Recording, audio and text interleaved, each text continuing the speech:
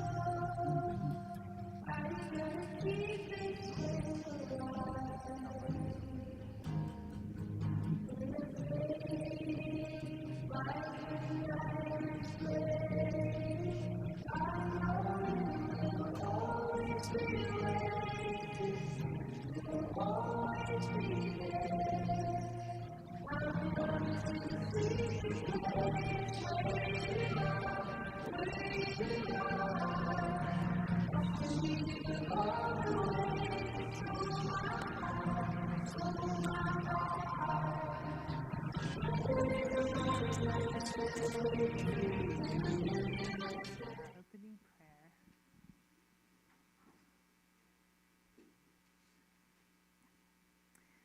Dear Holy Father, Lord, as we come to you today to find peace and rest from our busy week, may we be enlightened and restored with your message here today. Help us to lay down our self-willed burdens and open up our eyes to your graciousness so we may take up our own cross to follow you. Be with us today as we receive your blessing. In Jesus' name I pray. Amen. Happy Sabbath, everyone. So we're starting a new series today, and with that is a new theme song that we're going to learn together.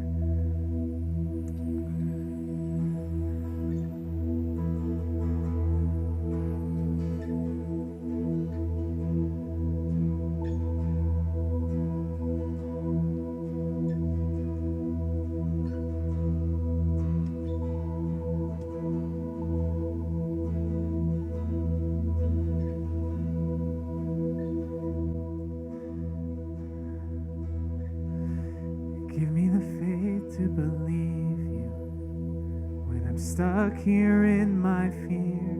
Give me the strength to trust you when my vision's blurred by tears. Give me for tomorrow, 'cause today has gone so wrong. I'm on my knees. Give me the faith to believe. Even when I cannot see you, you're still shining, you're still shining. Even when I cannot hear you, you're still calling out my name. Even when I cannot feel you, your arms are open, always holding on to me. Yeah. Give me the faith to believe.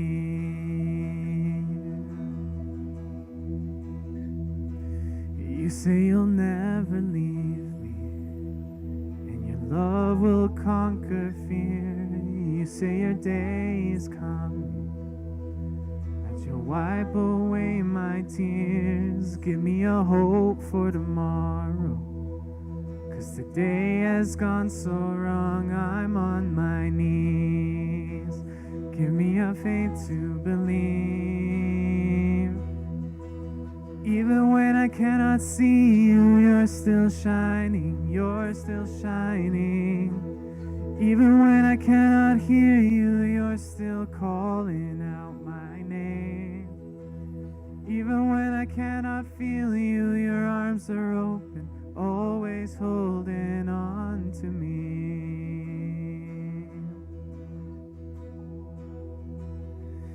Give me the faith to see the invisible.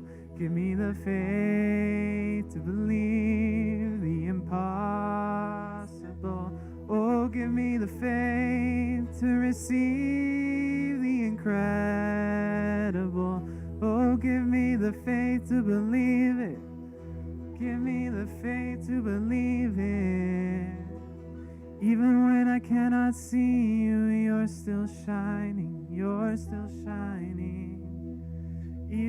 I cannot hear you, you're still calling out my name.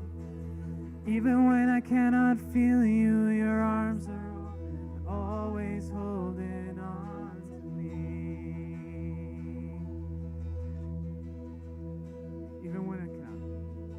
Even when I cannot see you, you're still shining, you're still shining. Even when I cannot hear you, you're still calling out my name. Even when I cannot feel you, your arms are open, always holding on to me. Yeah. Give me the faith to believe.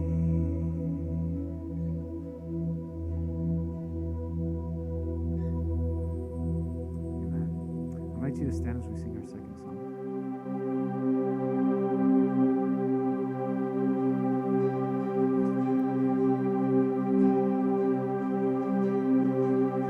What a friend we have in Jesus.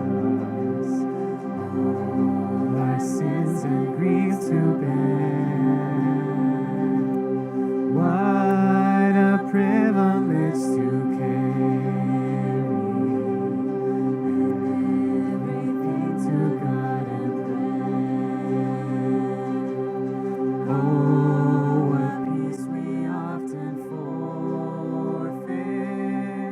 Oh, what needless pain we bear. All because we do not carry everything to God in prayer. Have we trials and temptations? Is there trouble anywhere? We should never be discouraged. Take it to the Lord in prayer. Can we find a friend so faithful, who will all our sorrows share? Jesus knows our every weakness. Take it to the Lord in prayer.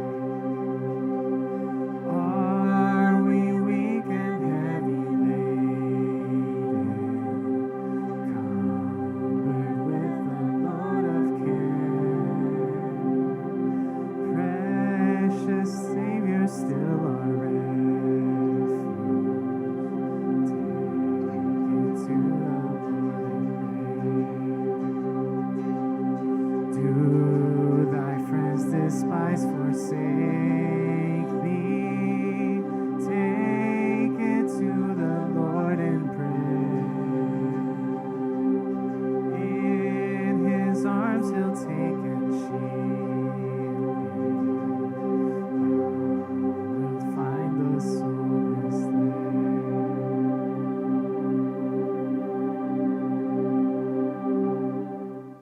Open our eyes,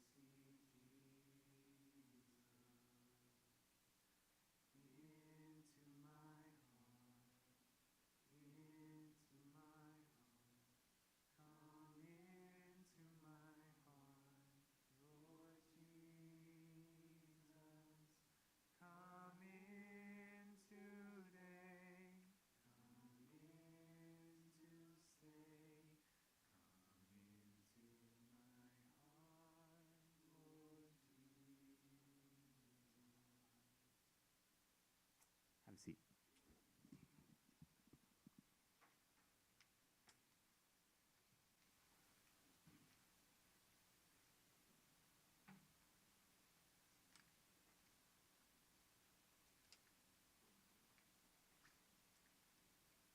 Okay,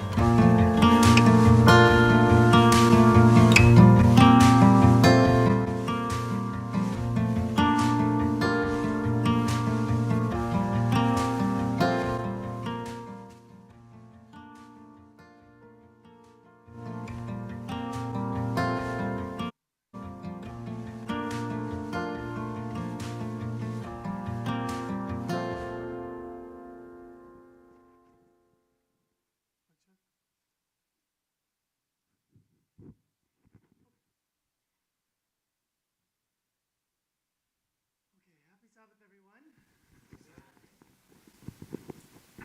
It's working. Okay, we have a new series. It's called The Prayers of the Psalms. Okay, let's start off with a question, and you don't have to raise your hand, okay? I just want you guys to think about this question. Are you good at dealing with negative emotions? Are you good at dealing with negative emotions? And some of the examples of negative emotions could be fear, anxiety. It could be anger or bitterness, or it could be guilt, shame, doubt, frustration. Are you good at dealing with these kind of emotions when they occur in your heart? Are you good at dealing with it? And what I mean by good at it is, do you feel like you deal it in a healthy way? In a way where you feel like after these emotions have gone past, like you've grown from it? Or do you feel like a lot of the times you go over these things and you actually feel like you become a more hardened person perhaps, a more numb person perhaps, more anxious if anything? Okay? There's going to be two different ways. Well, actually I'm going to talk about three different ways, but two different ways in which I feel like we deal with emotions, and especially negative emotions, in a pretty negative way. But these are probably the most common ways that we deal with negative emotions. But I'm going to show you a third way, which I think we see in the Psalms. Okay? So try to see which one you guys are at. And maybe it's a combination of some of these things. Okay? The first one is you stuff it. Do I have slides for it? Yeah. You stuff it or you ignore it. And nowadays, more than ever, because of our internet, smartphone, and internet just being available anywhere and everywhere, it's really easy when you're frustrated or when you're angry or when you're anxious or when you feel guilty or anger, it's easy to what? Just stuff it down. And it's really easy to ignore it. And there's various reasons for it. Okay? For some of you guys, maybe you grew up in a family where your family modeled that it was not good for you, or you maybe heard some comments that you shouldn't feel these negative emotions. Okay? Especially when it comes to anger, you go, like you're not a baby anymore. Don't get angry. Okay? Or you might have heard something like, good girls don't get angry. Okay?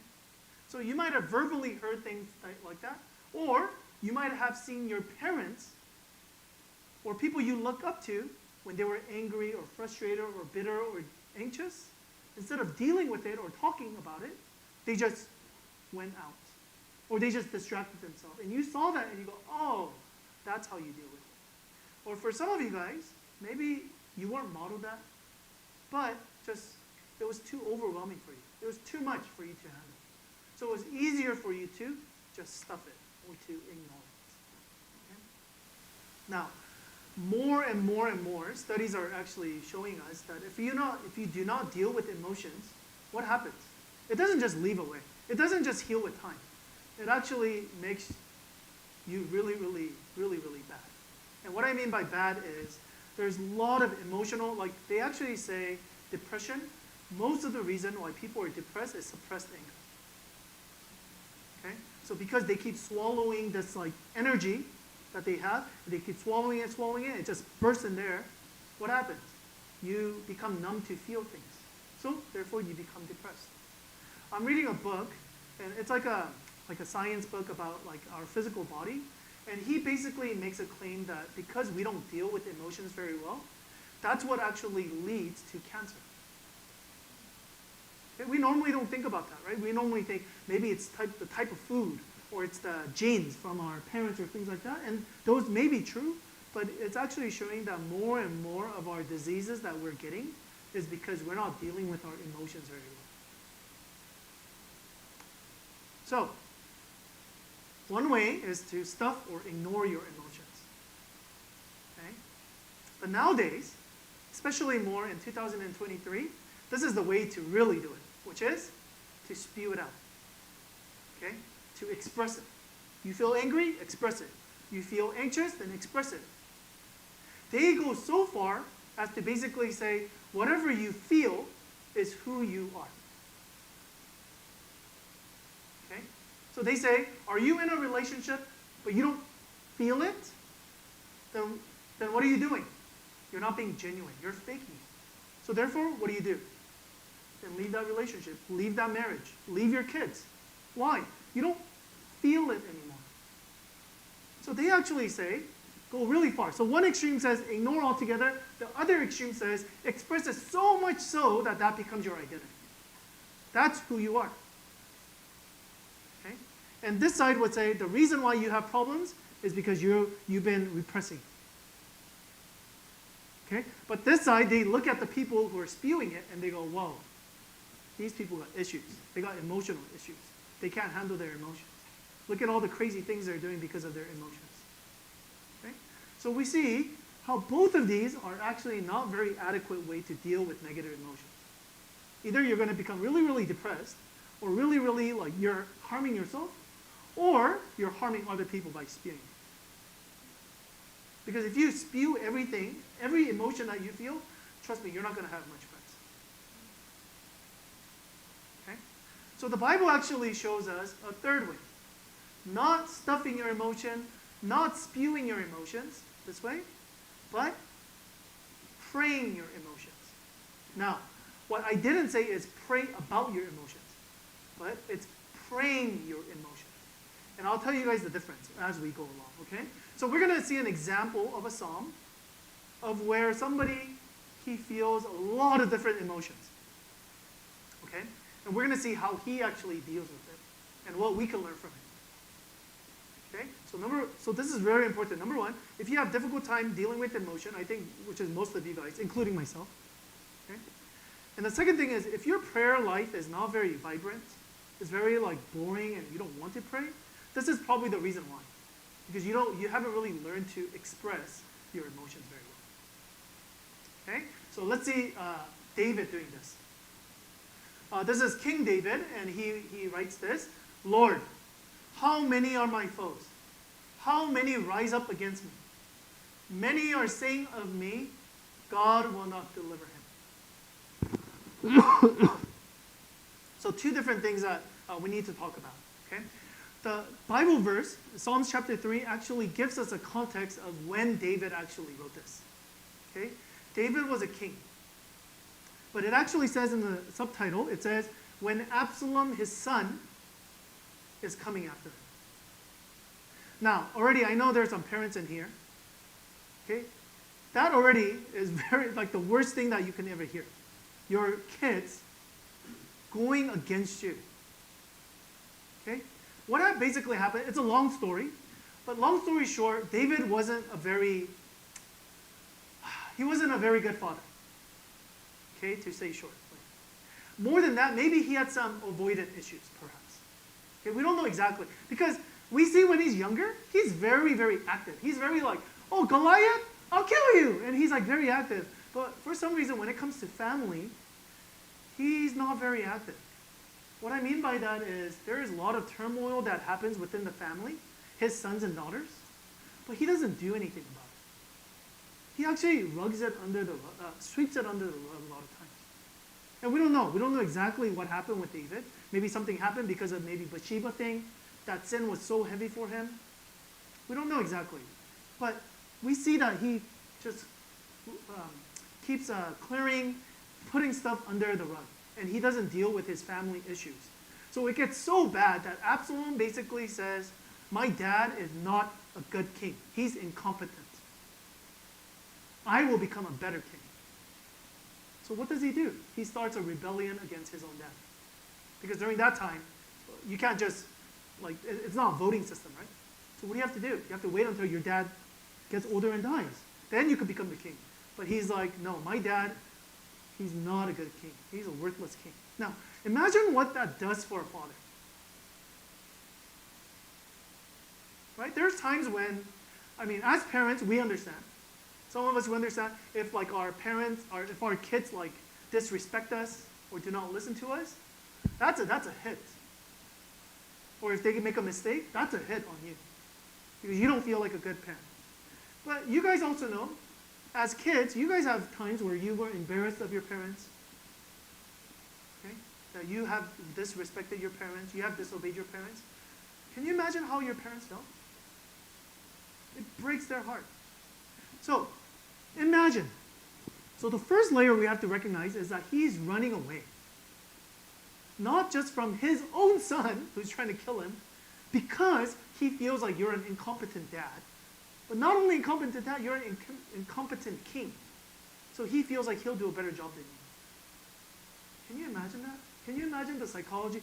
Can you imagine what kind of emotions are going through your mind? Not only that, he convinced your general, he convinced your advisors that you trust, your best friends, to go against you. What kind of emotions are going through his mind? Anger, bitterness, confusion, fear, anxiety? Can you imagine all the different things that's going through his mind? So that's kind of the first layer, that he literally has a fear. Okay, because literally people are coming to chase him and kill him. You know, there's I don't know if you guys have met any really, what's the word, anxious people? Or they're always very, what's the word I'm looking for? They're always someone's we're in danger. We have to be careful kind of a thing. What's the word? Paranoid, yeah. But literally, he's not paranoid. Literally, an army is coming to take him, subdue him, and kill him. This is real fear. Real physical fear. But not only that, the emotions that he must be going through. But look at the second thing. Many are saying of me, God will not deliver him. Okay? Do you know what's going on here? These are all the people of Israel basically saying, yeah, David's not a good king. Do you guys remember the story of David and Bathsheba? David and Bathsheba's story is basically, right? Everybody's in war, and David's just la la la la la. He's on a vacation, and he sees a beautiful woman, and then, even though he knows she has a husband, she has a baby with him. Baby with her. Okay? And everybody knows about it. So can you imagine? This whole thing blows up in David's face, and his family is exploding in front of him. What do you think the people are thinking? They're thinking, you absolutely deserve this. Okay? What, you defeated Goliath and all that stuff, but look at you now. You're running away from your own son. You think God will rescue you? You deserve this. So his identity is also falling apart too. We don't know exactly where David's identity really was. But imagine if he says, I'm a great warrior. But look at you now. You're running away. Maybe he had the disillusion that he's a great father. Well, that's no longer there. Maybe he thought he was a good king. Well, your people and the people that you were advisors, they're all going against you. General is going against you. Again, what do you do? Okay? And you have sinned against God. What do you have? So there's a lot of different emotion that he must be feeling, if we could imagine. And some of you guys have felt, maybe not all of these emotions together, maybe not to the nth degree perhaps, but you guys have been through some of these things before, where you felt betrayed, where you felt alone and isolated, when you felt fearful and anxious. and you didn't know for certain what was going to happen. But it's really important because these are very negative things, right? And again, most of you guys, with your negative things, what did you do? You either, again, stuff it, ignore it, or you spew it out to somebody else. But what do we see David doing here? He's expressing these things to God. He's not hiding it. He's not making it like lessen. No, he's actually expressing these things to God. So for some of you guys, I know expressing emotion comes maybe easier for you. But I know that for others of you guys, expressing emotion itself is very difficult. And I'm actually in that camp. Okay? But we see clear examples. If you just read Psalms, throughout all the chapters, we see David really expressing himself. I think he was a very emotional person. Okay? And he was very good at it. But, again, this shows us, for some of you guys who are like, no, negative emotions are bad. Anger is bad. Oh, fear is bad. I'm just going to, I need to man up or woman up. No. God has given us these different emotions for a reason. And we can express them to God. God is not fearful. God can handle it. Okay, God's not going to go, oh, that's too much anger. Oh, that's too much anxiety. That's too much worry. Your friends, your family members might do that. But God is not going to. So you need to hear the first part. Okay? Now, but we need to also not just talk about our emotions. Okay? Because it's not enough to just talk about our emotions. Okay? It's easy to just go, God, I'm angry. Okay, you heard me, right? Okay, bye, kind of a thing. But that's not what David does. David actually goes a little bit further. Okay? And this is what the differentiation between praying about our emotions and praying our emotions. Praying about our emotions is, God, I feel this way, I feel this way, I feel this way, the end. But praying our emotion is you express them to God, and then you reflect or meditate upon God's truth, and you deal with your emotions with God. Does that make sense? So it's like a counselor. It's not just a friend who just says, oh yeah, you feel angry? Oh yeah, you should be totally angry. Oh, that person messed up. But more than that, it's like a counselor and says, what happened? Why do you feel this way? Is it logical for you to feel the way you do? And actually learn to see and meditate upon it. And this is what we're going to see with David. He has fear. He has anxiety. He has a lot of negative feelings, but he doesn't stop here. He's going to continue and he's going to see, okay, I need to think about certain things. I need to meditate upon certain things. Okay, this is what he does. But you, Lord, are a shield around me. My glory, the one who lifts my head high. I call out to the Lord, and he answers me from his holy mountain. I lie down and sleep. I wake again because the Lord sustains me. I will not fear, though tens of thousands assail me on every side. So do you see what he's saying? He doesn't just say, I have fear, God, bye. But he says, he meditates upon this thing. You, Lord, are a shield around me. And we're going to talk about these things a little bit more. Who lifts my head up high. But look at the result of him doing this. Okay, he says, I have come to you with my emotions, and and I am processing my emotions with you by thinking about this thing, and look at the result. Look at him. I lie down and sleep.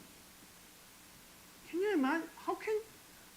First thing I'm thinking is, how can you sleep through that? You literally have people coming to capture you.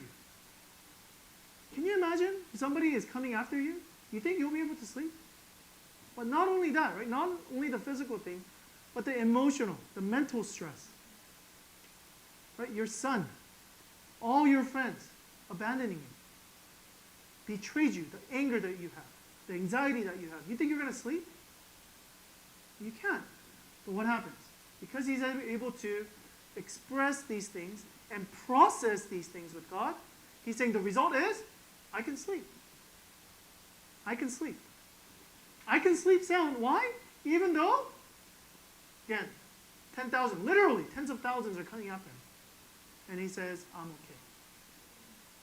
So what is he doing here? How is he able to process these things? How is he able to process these emotions, right? And this is very important. He doesn't say, after everything has become good, I'm okay now, right? Oh, me and Absalom, we're good now, so I could sleep now. No, he says, in the midst, through the 10,000, they're attacking me right now, I will not fear. The problem is not solved. I'm still running away. I still have issues. I can still sleep at peace. Okay? How is he able to do that? Okay, it's because he's able to process, not only talk about the emotion, but actually meditate upon God's truth. Okay, so there's a lot of things, but let me just point out 3 things for you guys, yeah? The first thing is but. The first thing is but. Okay? And I think this is really, really important. This one word, that changes everything. When we're in negative emotions, there is no but. Right? When you're in anger, anger is all you got. Anger is all you see. Revenge is all you see. Bitterness is all you see. End of relationship is all you see. When you're scared, you don't see light. You see darkness. That's all you see. Right? And that's why we keep going, in our emotions, it just gets progressively worse and worse and worse and worse. And that's why, again, some of us, we go into distraction mode. Because it just spirals down. It just becomes worse and worse and worse. But he says, but you. But you. So what does he do? He changes his perspective. He says, I feel this way. Yes, I do feel this way. I don't feel very good. I feel guilt. I feel shame. I feel regrets. But, and this is very important. I hope that all of you guys learn to say but when you're talking to God. Because when you just say I, it's endless. Your problems and my problems are endless. Your fear, my anger, it's endless. It never gets better. So if I just keep thinking on I, or them, I get nowhere. So what does he do? He stops himself. And he changes perspective. And he says, but you. Instead of looking one perspective, he changes it all around and says, okay, I'm going to now look at my situation from your perspective. And this is very difficult to do, right? Especially when you're in the midst of your emotions. And that's why, again, it's very important that you pray your emotions. Okay, so that's the first thing. But gives you hope. But gives you a different perspective. But changes it from you or them to God. And that changes everything. Okay, so that's the first thing. But there's hope. But there's a way. But things are going to get better. Okay? Second thing is, you are a shield around me, my glory, right here. This is very important. Okay? Before, we all have different glories. Right? Different things we say, this is what's going to make me important. Or this is what makes me important. And for David, we talked about several of them. He might have said, I am a great warrior. Not anymore. I'm a great father. Failed. I am a great king. Failed. Yeah, failed in every single thing. So what shield does he have now? What's going to protect him now? Who? What? He has nothing. He's a failed father, failed king, failed warrior, running away with his tail behind his back and just running away from his own son. He has nothing. So what does he do? He changes his glory. Instead of saying, this is what makes me who I am, this is what my identity is, he changes it all together. It's not my career. It's not the money I make. It's not how much success I have. It's not my relationship. None of these things. What's going to be my shield? It's going to be God instead. So God is going to be my identity. God is the thing that's going to really lift me up high. Okay, that's the second thing. Last one. I call out to the Lord and let's do this one first. The one who lifts my head up high. I call out to the Lord and he answered me from his holy mountain. This is really incredible. Every time I read it, even reading it now, it's just like, it doesn't make sense. How can you lift your head up high? You have literally failed. Do you guys lift your head up high? You go, Dad, I've made a mistake. No, what do you do? Right? What do kids do? They go, like my baby, even now, he's almost 3, he doesn't look at my face when he knows he did something wrong. He's like looking away, and I have to be like, no, listen. We'd be like, why? Because there's guilt and shame. Guilt and shame. So what do you do? What do you do when you guys make a mistake? You put your head down. Okay, you put your head down. But how is it that David, when he's running away from his own son because he's a failed father and a failed king, he's saying, I'm going to lift up my head? How is this possible? How does he have so much confidence? It's because he says, I call out to the Lord, and he answers me from his holy mountain. Again, he has confidence not in himself, right? He's not saying, well, maybe I will become a good father. Maybe I will show him, or maybe I will become a good king. I'll show him. It's not that, right? Again, he goes back to his focus is on God. So not my faithfulness, but God's faithfulness. So I could lift my head up high, not because of the things that I do, but because of God's faithfulness to me. And this is really, really difficult for most of us. Especially when it comes to spirituality, a lot of us, we don't go to God. Because why? We feel like we have failed in front of God. We're not doing enough of this, we're not doing this, or we're doing too much of this or this or this. And so we go in front of God, and what do? If we did good things, we go, God, you should accept me because I did all of these good things. Or you put your head down and you go, God, I can't even stand in front of you. I should run away from you. But again, what does David do? It has nothing to do with my actions. It's all to do with what God is doing, what God has done, how God is very faithful. David, he didn't see Jesus. He never experienced Jesus for himself, right? But we understand Jesus. Every single one of us. We know what Jesus has done for us. You know, what's really interesting is God actually understands David very, very well. God understands what it's like for his sons and daughters to be trained.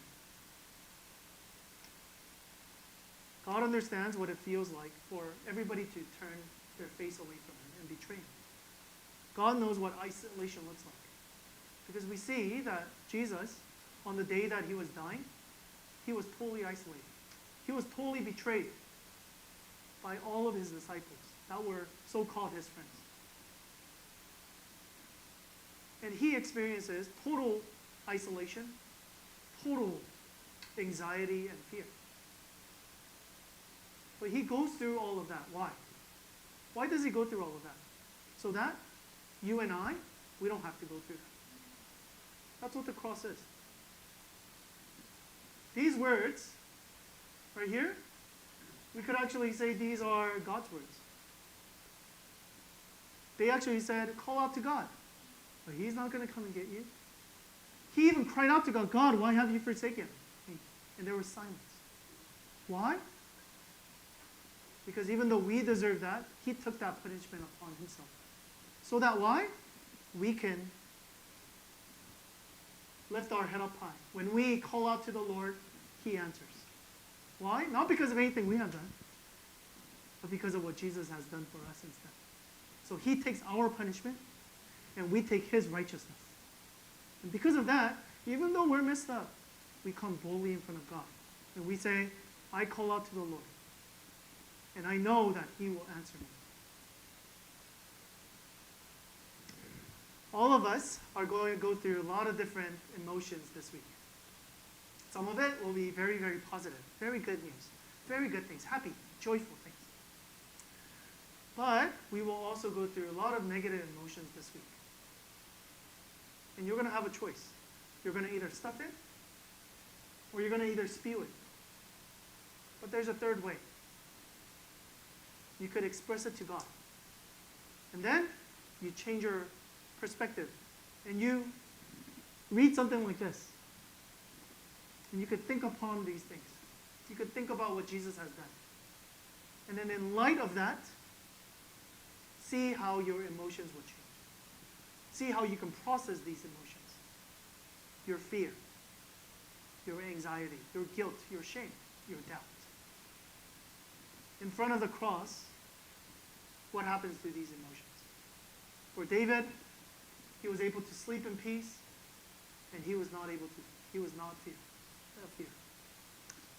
All of that is offered to us if we just pray our emotions. Let's go into time of reflection.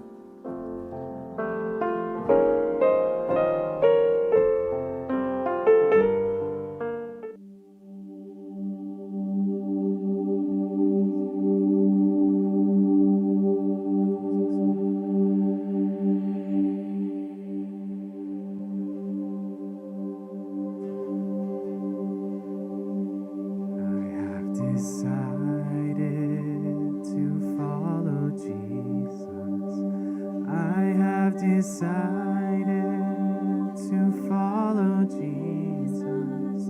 I have decided to follow Jesus. No turning back, no turning back. Though none will join me, still I will follow. Though no one join me, still I will follow.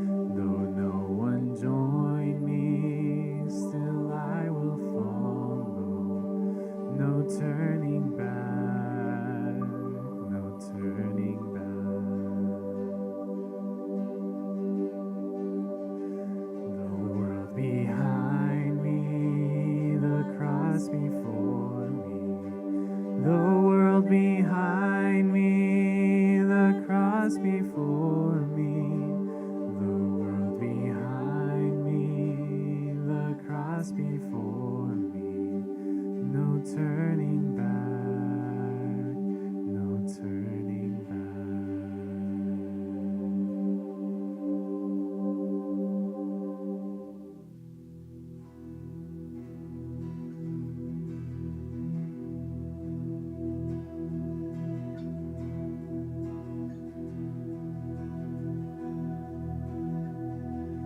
Give me the faith to believe you when I'm stuck here in my fear. Give me the strength to trust you when my vision's blurred by tears. Give me a hope for tomorrow, 'cause today has gone so wrong. I'm on my knees. Give me the faith to believe. Even when I cannot see you, you're still shining, you're still shining.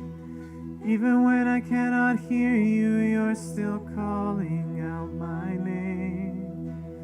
Even when I cannot feel you, your arms are open, always holding on to me.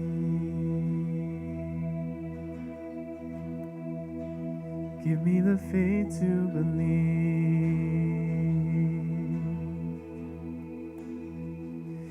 You say you'll never leave me. Your love will conquer fear. You say your day is coming, that you'll wipe away my tears. Give me a hope for tomorrow, 'cause today has gone so wrong. I'm on my knees. Give me the faith to believe. Even when I cannot see you, you're still shining, you're still shining. Even when I cannot hear you, you're still calling out my name. Even when I cannot feel you, your arms are open, always holding on to me.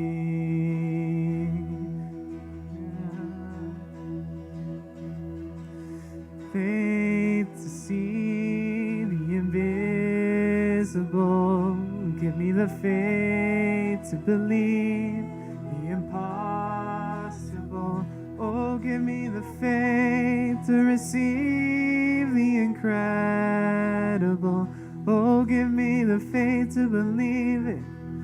Give me the faith to believe it. Even when I cannot see you, you're still shining, you're still shining. Even when I cannot hear you, you're still calling out my name. And even when I cannot feel you, your arms are open, always holding on to me. On to me, yeah. And even when I cannot see you, you're still shining, you're still shining. And even when I cannot hear you, you're still calling out my name. And even when I cannot feel you, your arms are open, always holding on to me. Yeah. Give me the faith to believe.